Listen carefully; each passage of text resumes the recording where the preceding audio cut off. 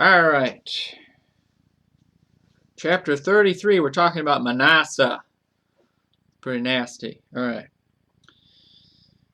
2 Chronicles chapter 33, verse 1. Manasseh was 12 years old when he began to reign, and he reigned 50 and 5 years in Jerusalem, but did that which was evil in the sight of the Lord, like unto the abominations of the heathen, whom the Lord had cast down before the children of Israel. For he built again the high places which Hezekiah his father had broken down, and he reared up altars for Baalim, and made groves, and worshipped all the host of heaven, and served them. Also he built altars in the house of the Lord, whereof the Lord had said, In Jerusalem shall my name be forever.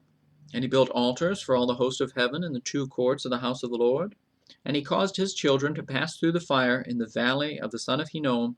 Also he observed times, and used enchantments, and used witchcraft, and dealt with a familiar spirit, and with wizards. He wrought much evil in the sight of the Lord to provoke him to anger.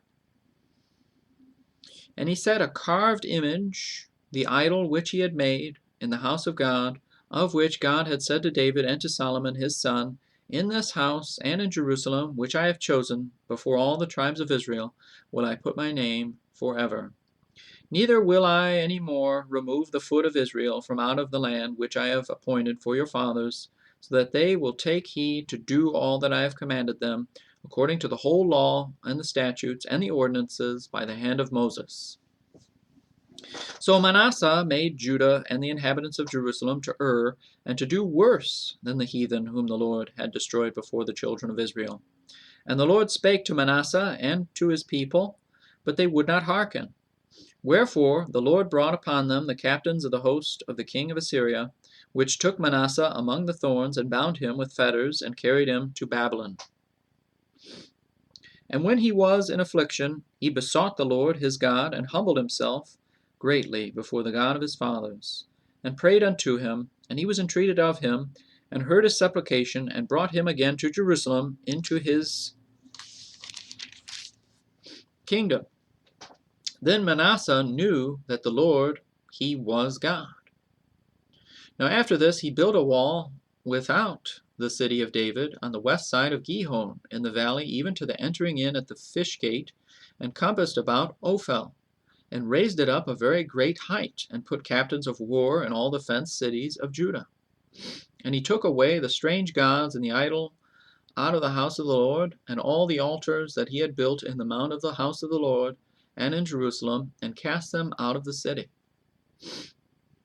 And he repaired the altar of the Lord, and sacrificed thereon peace offerings and thank offerings, and commanded Judah to serve the Lord God of Israel. Nevertheless, the people did sacrifice still in the high places, yet unto the Lord their God only.